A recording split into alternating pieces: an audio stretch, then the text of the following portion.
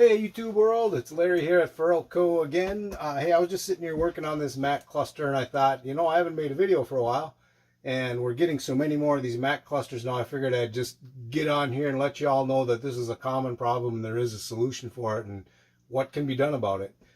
So this is for the MACKs. This particular one is out of a CHU 613.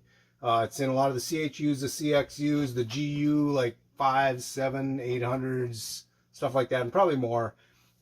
Basically, if your instrument cluster looks like this, it has that rectangular window and the two side windows like that, then this is the problem that I'm talking about.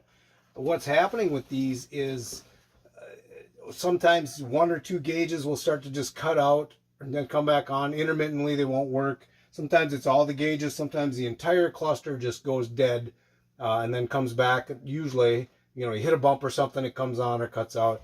And then eventually it's just completely out, completely dead, or select gauges are completely dead or something like that. So yes, what you're experiencing is a common thing and there is a solution for it. So if you're having this problem, all you got to do is go to our website, forlco.com, or fixmyspeedo.com is another way to get there.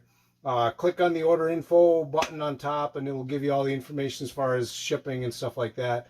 And then you can go to the shop page, click on the MACK portion of it, and you can select your shipping options and pay for your repair and all of that.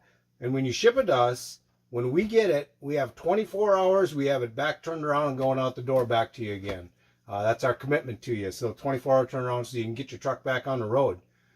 So yeah, if you have the problem, fixmyspeedo.com and go there and send it to us. We'll take care of it for you. Man, thanks a lot, everybody, and happy driving.